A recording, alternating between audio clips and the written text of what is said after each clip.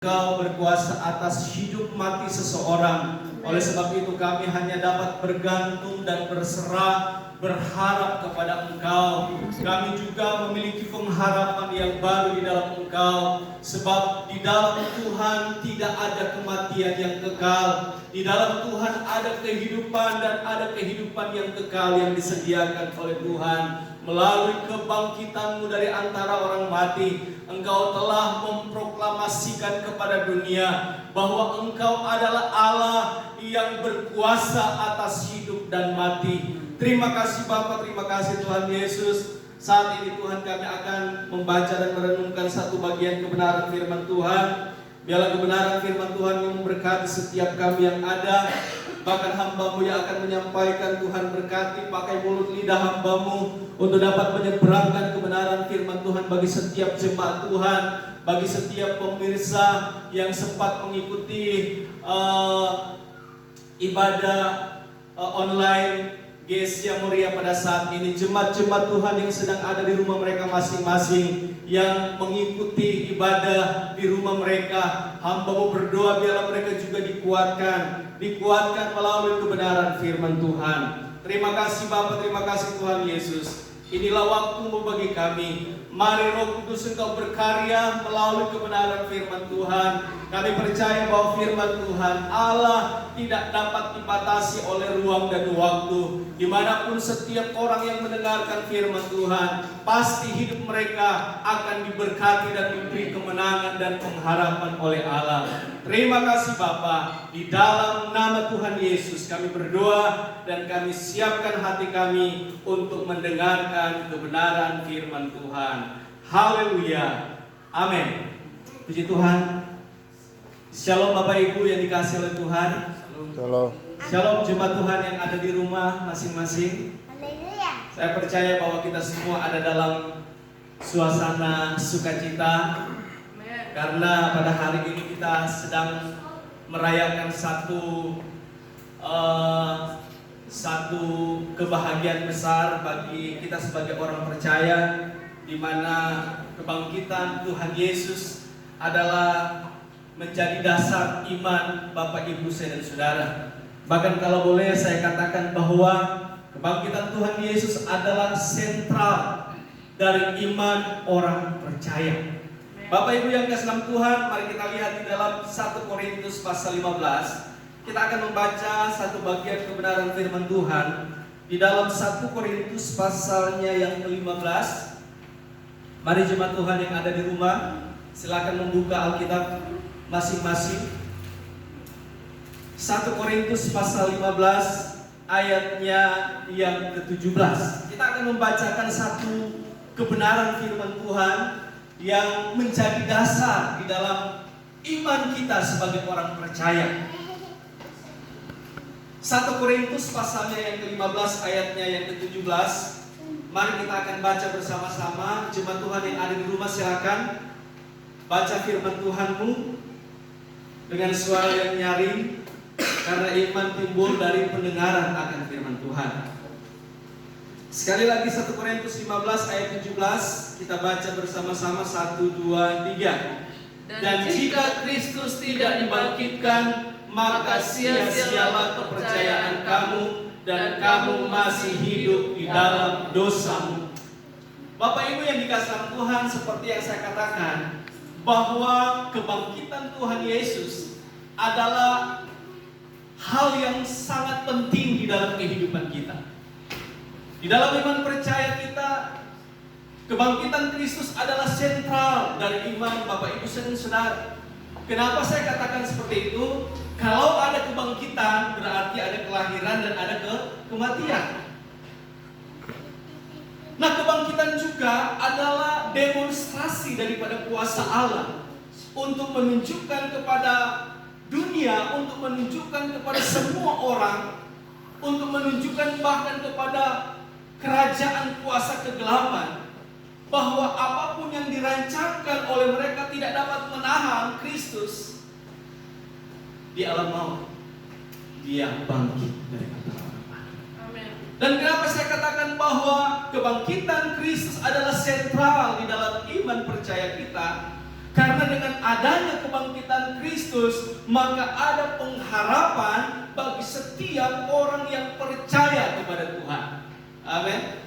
Semua nabi, semua rasul yang pernah muncul, yang pernah ada, semua orang hebat dalam dunia teologi, semua orang yang dijadikan rasul oleh manusia, mereka semua mati dan tidak bangkit. Tetapi Yesus pada hari yang ketiga setelah dia mati, dia bangkit dari antara orang mati. Dan itu adalah satu pengharapan di dalam kehidupan kita. Makanya saya katakan bahwa kebangkitan Yesus dari antara orang mati menjadi sentral di dalam iman percaya kita sebagai orang Kristen. Bahkan jelas sekali firman Tuhan berkata, dan jika Kristus tidak dibangkitkan, maka sia-sialah kepercayaan kamu. Karena kebangkitan Kristus menjadi sentral di dalam iman orang percaya. Makanya pada waktu Yesus dibangkitkan, banyak orang yang akhirnya beralibi bahwa dia tidak bangkit. Bahkan orang-orang yang ada pada waktu itu membuat sebuah cerita hoax, kalau sekarang ya, cerita bohong. Oh, bahwa dia bukan bangkit, dia mayatnya dicuri oleh murid-murid. Karena iblis tahu bahwa kebangkitan Tuhan Yesus, ketika orang percaya kepada kuasa kebangkitan, maka orang yang percaya kepada kuasa kebangkitan Tuhan Yesus, hidup mereka akan dilepaskan dari belenggu dosa. Amin. Umat Tuhan yang ada di rumah, jikalau saudara masih terikat dengan dosa, jikalau saudara masih terikat dengan hal-hal yang mistik, yang hal-hal yang tidak benar, maka ketika saudara percaya kepada kebangkitan Kristus, maka kuasa kebangkitan itu akan memerdekakan saudara. Amen. Maka kuasa kebangkitan itu akan melepaskan setiap belenggu-belenggu di dalam kehidupan kita. Amen. Maka kuasa kebangkitan itu akan sangat mampu untuk melepaskan saudara dari keterikatan dosa.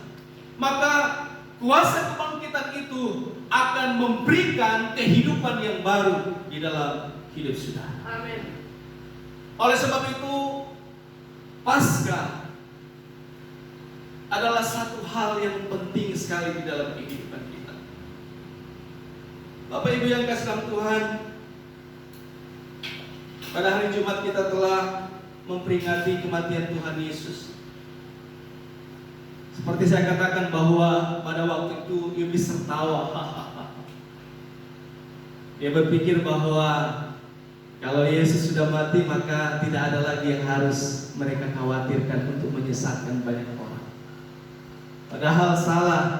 Kematian Tuhan Yesus justru membuka babak baru kemenangan di pihak Tuhan.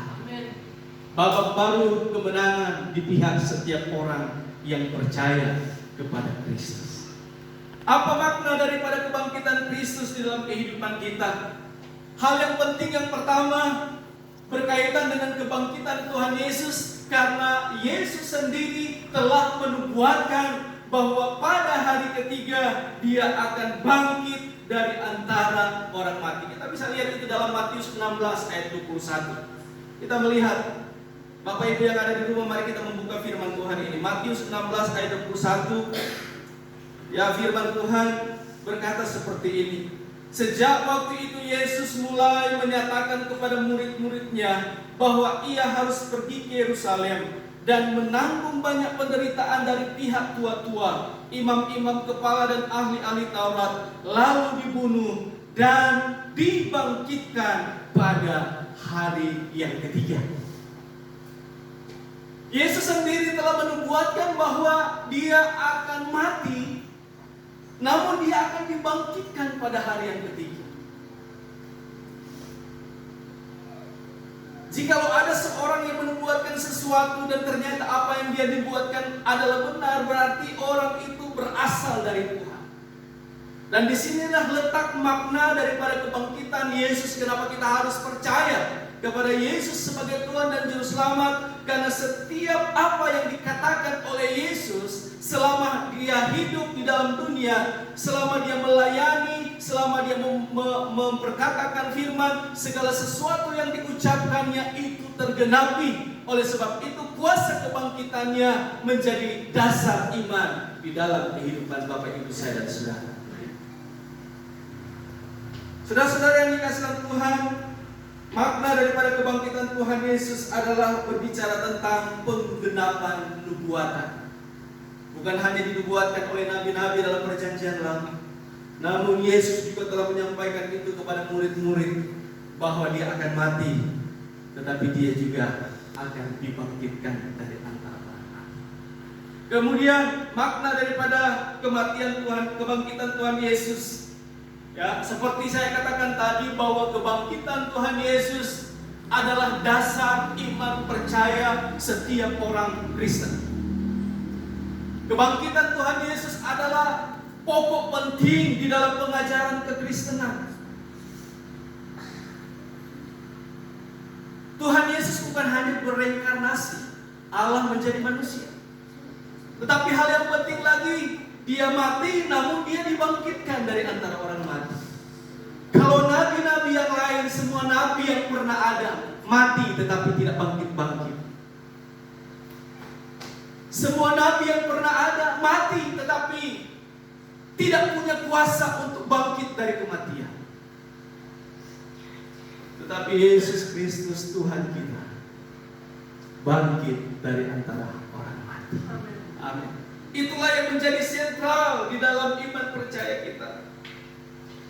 Iman kita harus terbentuk daripada apa kata firman.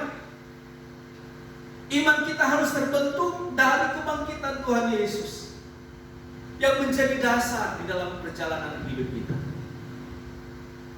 Bapak Ibu yang dikasihi oleh Tuhan, para pemirsa live streaming dalam ibadah kami pada saat ini, apa yang menjadi gambaran tentang kebangkitan Tuhan Yesus? Berbicara tentang kebangkitan itu berbicara tentang sebuah kehidupan. Berbicara tentang kebangkitan itu juga berbicara tentang kehidupan yang baru. Kebangkitan juga berbicara tentang kelahiran kembali. Kebangkitan bukanlah sihir, bukan sulap. Kebangkitan adalah karya Allah yang dikerjakan di dalam pribadi Yesus. Amin. Kebangkitan Tuhan Yesus sekali lagi menjadi dasar penting di dalam kehidupan kita, agar supaya engkau yang saat ini sedang dalam keadaan terpuruk, engkau yang saat ini sedang dalam kehidupan sedang mengalami ketakutan, engkau yang bahkan sedang mengalami yang namanya kematian rohani, jadikan Paskah 2020 sebagai momen kebangkitanmu dari kematian rohani. Amin. Jadikan Paskah 2020 sebagai momen penting untuk saudara kembali bangkit. Bangkit dan menjadi terang. Bangkit dan menjadi berkat bagi banyak orang. Pada waktu Yesus mati, begitu banyak orang yang tertunduk. Pada waktu Yesus digantung di atas kayu salib, banyak orang yang tadinya mengagung-agungkan dia, yang percaya, yang mengikuti dia pada waktu pelayanannya, bahkan yang dengan mata kepala sendiri melihat perkara-perkara yang ajaib, melihat mujizat yang dilakukan oleh Tuhan Yesus. Begitu banyak orang yang akhirnya ketika melihat Yesus tergantung di atas kayu salib, mereka berkata bahwa sudah selesai untuk mengikut Tuhan. Ternyata Yesus tidak berdaya. Banyak yang akhirnya meninggalkan Yesus. Bahkan ada juga yang mencemooh, jikalau engkau anak Allah, turunlah dari salib itu dan selamatkanlah dirimu. Seberapa banyak jemaat Tuhan yang ada di rumah, yang sedang ada dalam kondisi seperti ini di dalam kehidupan mereka, yang tidak mengakui bahwa Yesus tinggal diam hidup di dalam kehidupan. Ada begitu banyak orang Kristen yang kalah terhadap dosa. Begitu banyak orang Kristen yang tidak pernah menang melawan dosa yang berkecamuk yang datang selalu dalam kehidupannya. Begitu banyak orang Kristen yang kalah dengan pergumulan. Karena apa? Karena dia melupakan ada Tuhan yang telah bangkit dari antara orang mati. Bapak Ibu yang kasih dalam Tuhan, kebangkitan Yesus adalah dasar iman Bapak Ibu saudara-saudara. Dan yang ketiga, Bapak Ibu yang kasih dalam Tuhan, kebangkitan Yesus memberikan pengharapan akan kehidupan yang kekal. Amin. Kalau nabi-nabi dalam perjanjian lama tidak ada yang dapat memberikan jaminan kehidupan yang kekal bagi saudara. Semua nabi yang pernah diakui oleh manusia tidak ada yang sama seperti Yesus.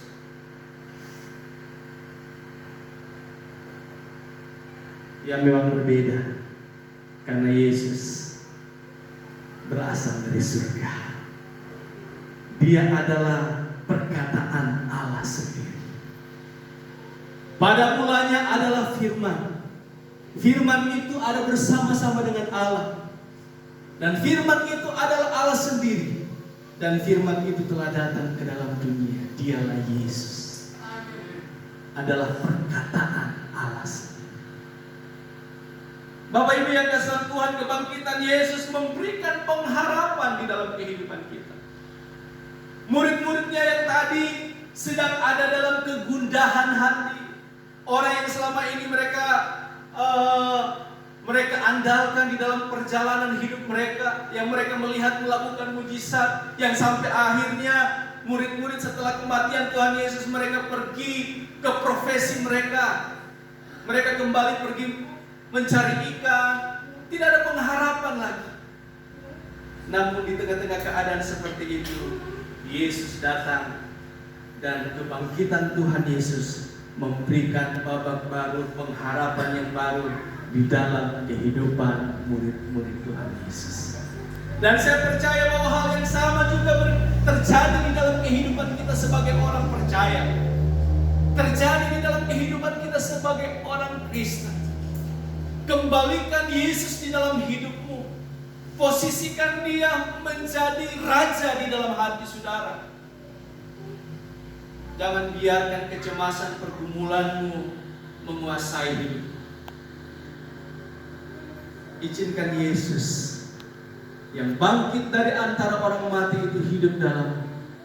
Dan jikalau sesuatu yang besar yang luar biasa itu bergerak di dalam hidup kita, jikalau yang bangkit dari antara orang mati tinggal di dalam hati kita, jikalau yang bangkit dari antara orang mati berdiam, bertakhta di dalam kehidupan kita, maka dia akan membuat kita menjadi orang-orang yang hidup di dalam kemenangan. Amin. Dia akan membuat kita menjadi orang-orang yang menang atas kuasa maut. Amin. Dia akan membuat kita menjadi orang-orang yang menang atas setiap pergumulan-pergumulan kita, atas setiap kelemahan-kelemahan kedagingan kita. Kuasa yang besar itu bekerja di dalam kehidupan setiap gereja Tuhan. Kepada kita semua, jemaat Tuhan yang ada di rumah, percaya bahwa jikalau engkau mengizinkan Kristus dalam hidupmu, maka kuasa surga juga akan menyertai Yesus ada dalam hidupmu dan melakukan perkara-perkara yang besar di dalam setiap kehidupan Bapak Ibu saudara. Kita lihat dalam 2 Korintus 4 ayat 14. 2 Korintus 4 ayat 14 dikatakan seperti ini.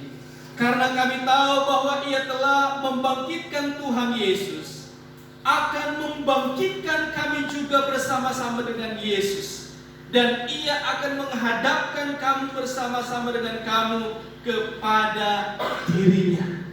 Ada pengharapan untuk setiap orang yang mati di dalam Tuhan. Ada waktunya juga kita akan dibangkitkan bersama-sama dengan Kristus. Ada waktunya kita akan hidup bersama-sama dengan Kristus di surga yang baik. Ada pengharapan bagi setiap orang. Jadi kuasa kebangkitan Tuhan Yesus itu tidak main-main. Allah bukan hanya sedang mempertontonkan kuasanya yang besar, tetapi di balik kebangkitan Tuhan Yesus ada pengharapan, ada janji Allah bagi Bapak Ibu saya dan saudara. Ketika saudara di dalam dunia ini setia ikut Tuhan, ketika saudara terus mengerjakan pekerjaan Tuhan, ketika saudara ikut Tuhan dengan sungguh-sungguh, maka janji Tuhan akan menjadi bagian di dalam kehidupan saudara. Bapak Ibu yang kasih Tuhan, kalau kita lihat di dalam ayatnya yang ke-20 dan ke-23 dalam 1 Korintus 15 dikatakan seperti itu. Tetapi yang benar ialah bahwa Kristus telah dibangkitkan dari antara orang mati sebagai yang sulung dari orang-orang yang telah meninggal.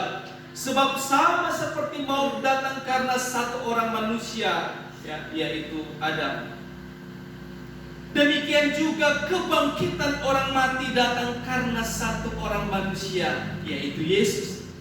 Karena sama seperti semua orang telah mati dalam persekutuan dengan Adam, demikian pula semua orang akan dihidupkan kembali dalam persekutuan dengan Kristus. Amin. Luar biasa firman ini. Jadi Bapak Ibu yang kasih Tuhan, hidup ini bukan hanya di dunia ini. Hidup di dalam dunia ini hanya sementara. Kita akan mati memang, tetapi ada satu kehidupan yang kekal. Kehidupan yang kekal bersama-sama dengan Kristus di surga. Karena memang Dia datang dari surga dan Dia akan kembali ke surga. Dan setiap mereka yang percaya kepadanya, maka sama seperti ketika kita mati karena satu orang, yaitu Adam, tetapi kita juga akan bangkit oleh satu orang, yaitu Yesus Kristus. Oleh sebab itu Bapak Ibu, berbanggalah jikalau saudara menjadi orang Kristen. Berbanggalah kalau engkau percaya Yesus adalah Tuhan dan Juru Selamat di dalam hidup saudara. Jangan pernah meninggalkan imanmu, karena engkau sedang percaya pada satu kepastian. Bukan mudah-mudahan, bukan semoga, tetapi di dalam Kristus Yesus ada kepastian. Amen. Kehidupan yang kekal di surga yang telah Dia sediakan. Karena di rumah Bapakku, kata Tuhan Yesus, banyaklah tempat tinggal. Kemana aku pergi, di situ pun kamu akan pergi dan berada. Sungguh luar biasa Bapak Ibu, kuasa kebangkitan Tuhan Yesus. Oleh sebab itu mari kita tetap berserah kepada Tuhan, tetap mengandalkan Tuhan di dalam kehidupanmu. Tetap selalu berharap kepada Tuhan. Karena dengan berharap, dengan percaya kepada Tuhan, maka saya dan saudara akan mengalami kuasa Paskah, mengalami kuasa kebangkitan. Ingat, Paskah adalah penggenapan dari setiap nubuatan yang disampaikan oleh Nabi dan juga disampaikan keluar dari mulut Yesus sendiri. Kebangkitan adalah dasar iman saya dan percaya, saya dan saudara. Karena kalau kita percaya ada kebangkitan, pasti ada kelahiran, pasti kita percaya juga ada kematian. Kalau kita percaya ada kebangkitan, maka kita percaya ada pengharapan untuk kehidupan yang kekal bersama dengan Dia yang telah bangkit dari antara orang mati. Dan yang ketiga, kebangkitan Yesus memberikan pengharapan di dalam kehidupan Bapak, Ibu, saudara-saudara. Saudara yang sedang kehilangan pengharapan, percaya, ketika engkau menaruh pengharapan saudara kepada Yesus, Yesus tidak akan pernah mengecewakan saudara. Jangan bergantung berharap kepada manusia. Manusia kecewa dan seringkali juga mengecewakan. Tetapi Yesus tidak pernah mengecewakan saya dan saudara. Semua jemaat Tuhan yang ada di rumah bergantung berharap kepada Tuhan. Apalagi di situasi yang ada saat ini, di situasi yang sulit saat ini, yang secara manusia mengkhawatirkan, menakutkan. Namun kebangkitan Tuhan Yesus memberikan pengharapan yang baru di dalam kehidupan kita. Kita tunduk kepala dan kita berdoa. Bapa, terima kasih buat kebenaran firman Tuhan.